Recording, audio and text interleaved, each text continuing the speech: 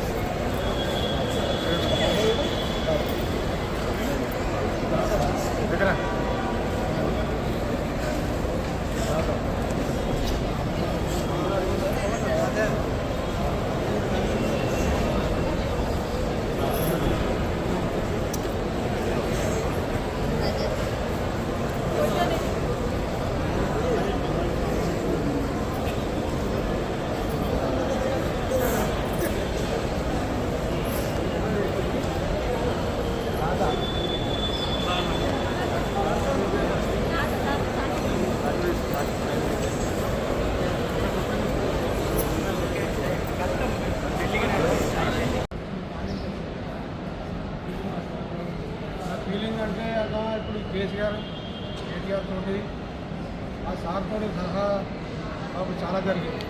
చెప్పాలంటే ఒక్క రోజులో చెప్పేది కాదు, ఒక గంటలో చెప్పేది కాదు. నేను చెప్పడానికి చాలా టైం పడుతుంది. సార్ చేసిన సాయంతో కేటీఆర్ చేసిన సాయంతో మేము అక్కడి నుంచి విడుదల అయ్యి చేసిందంతా కేటీఆర్తో సాయంతో. కేటీఆర్ సార్ పోయి నేపాల్లో 15 లక్షల రూపాయలు నష్టపరిహారం కట్టి అక్కడి నుంచి పేపర్ తీసుకొచ్చి డాక్యుమెంట్ రూపాయి కోట్లో తయారులు పెట్టి సబ్మిట్ చేసి అక్కడి నుంచి మా శిక్ష తగ్గించాలి.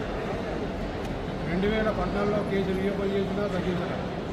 2015లో డిసెంబర్లో కేటీఆర్ సార్ దుబాయ్కి సైన్ వచ్చి అక్కడ మాకు ములాఖాతు కలిసి గంట సేపు మాకు చెప్పింది సార్, నేను మీ భార్యలకు నేను సలహా ఇచ్చిన మాట ఇచ్చిన, నేను మీ ఉన్న తీసుకుపోయి మీ భార్య చేతిలో పెడతాను, నేను మాట ఇచ్చిన మాట తప్పాను, కానీ మీరు మాత్రం మాట తప్పకుండా సార్ చెప్పి అదే అప్పటి నుంచి ఇప్పటిదాకా అదే మాట ఉందనే ఉంటాను.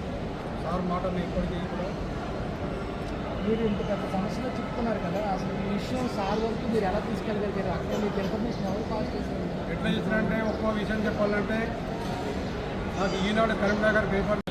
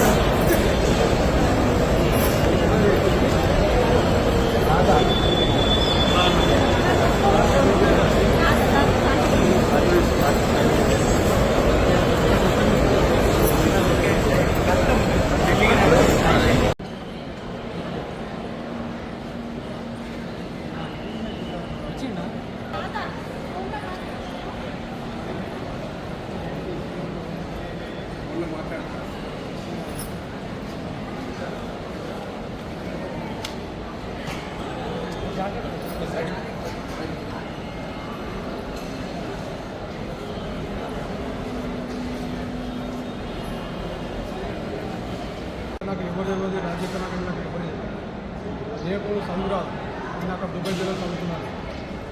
అప్పటి నుంచి సిరిసిల్లాలో ఒక ముస్లిం చనిపోతే కర్నూలులో టమాటాల రోడ్డు దాడిలో చనిపోతే యాక్సిడెంట్ చేసినాం. కేటీఆర్ స్వయంగా పోయి వాళ్ళ ఇంటికి పోయి 10,000 రూపాయలు వాళ్ళ కార్తీక సాయం అందించిన ఫ్రెండ్.